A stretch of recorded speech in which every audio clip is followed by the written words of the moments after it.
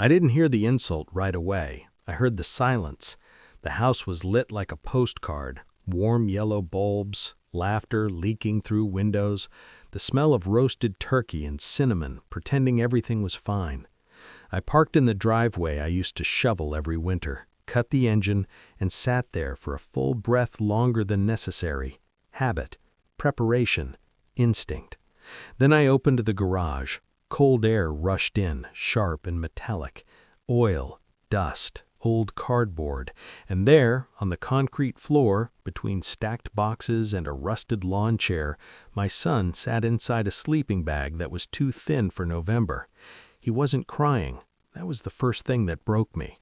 He looked up, calm in a way only children get when they've already decided to survive something. His cheeks were red. His hands were tucked inside the bag like he was conserving heat.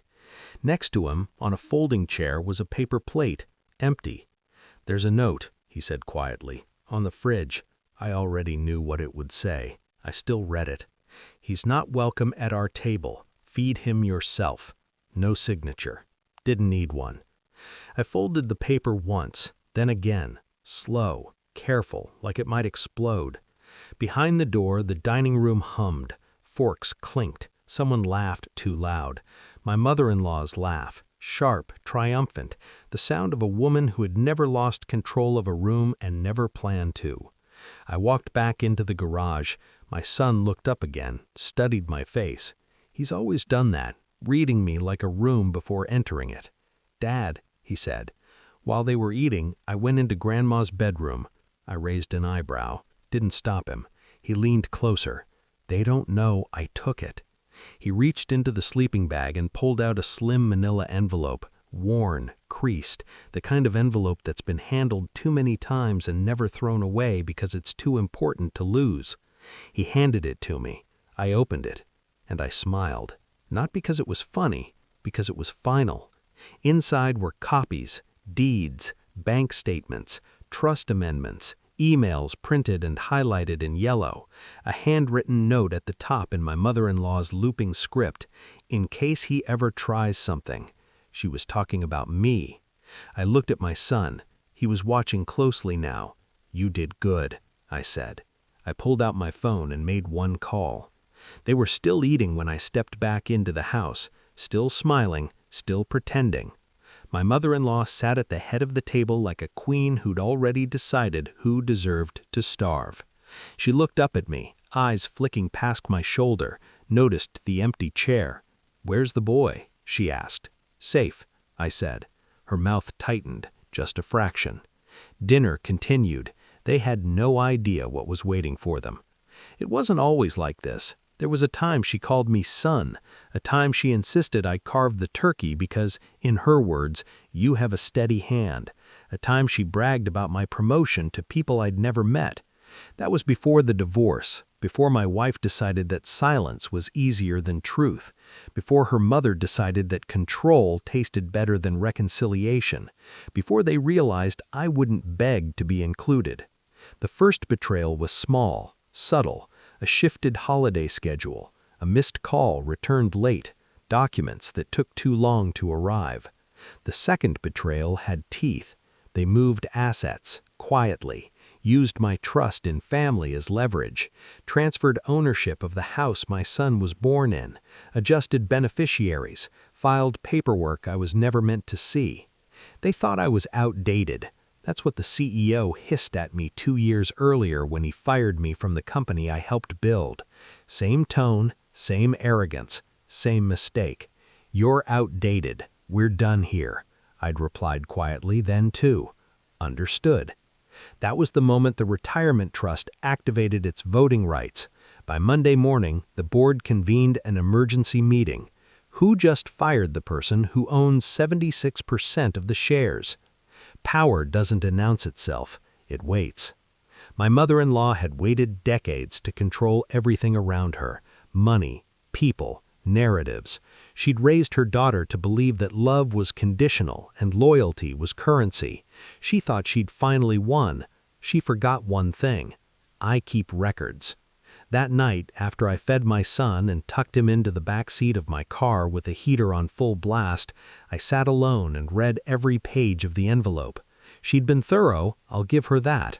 Offshore accounts, shell companies, a trust set up in my ex-wife's name designed to activate if I ever became unstable, notes about legal strategies, names of attorneys, a contingency plan. What she didn't account for was timing, or witnesses, or the fact that some of the assets she'd moved were never legally hers to begin with. I didn't confront her, not yet. I went home, put my son to bed. Then I opened my laptop and started planning. Surveillance came first, legal, quiet. Financial audits requested under the guise of routine compliance. A private investigator hired not to dig, but to verify, to confirm patterns I already suspected. Every email she'd printed still existed on servers. Every transfer, logged. Every lie, time-stamped. I spent weeks silent, letting them grow comfortable, letting them underestimate the man they'd shoved into a garage. Then I made my second call. Thanksgiving ended with pie and forced smiles. My mother-in-law hugged people like she was blessing them. When she reached me, she leaned in and whispered, "Next year will be easier." I smiled back. For who? She didn't answer. 2 days later, subpoenas landed.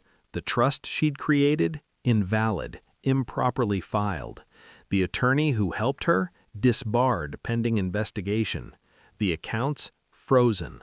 My ex-wife called first, crying, confused, saying she didn't know, saying her mother handled everything. "I know," I said. "That's the problem." The real confrontation came a week later in a conference room with glass walls and neutral art. My mother-in-law sat across from me, hands folded, spine straight, still in control, still convinced this was a misunderstanding, until the screen lit up, deeds reversed, accounts reassigned, emails displayed in chronological order, her handwriting scanned and enlarged, her contingency plan read aloud by a man who charged by the hour and spoke like a judge even when he wasn't one. She didn't scream. She didn't cry. She just went very still. "This is theft," she said finally. "No," I replied. "This is recovery." She leaned back, eyes sharp. "You think this gives you power?" I thought of my son, in a garage, not crying. "I already had power," I said. "You just reminded me to use it." The fallout was quiet. That's how real consequences arrive.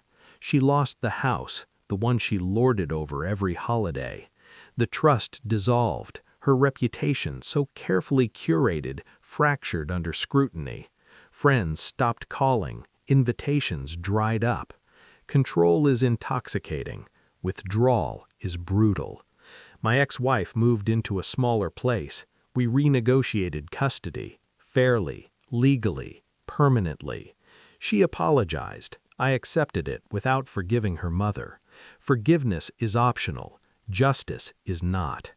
Tonight, a year later, my son sits at our table, laughing, warm, safe. He doesn't remember the cold as much as I do. He remembers that I showed up. Sometimes that's enough. Sometimes it's everything. I don't raise my voice anymore. I don't need to. Power whispers. They thought I'd come back for Thanksgiving to make peace. I came back to reclaim what was mine, and I left them with the silence they deserved.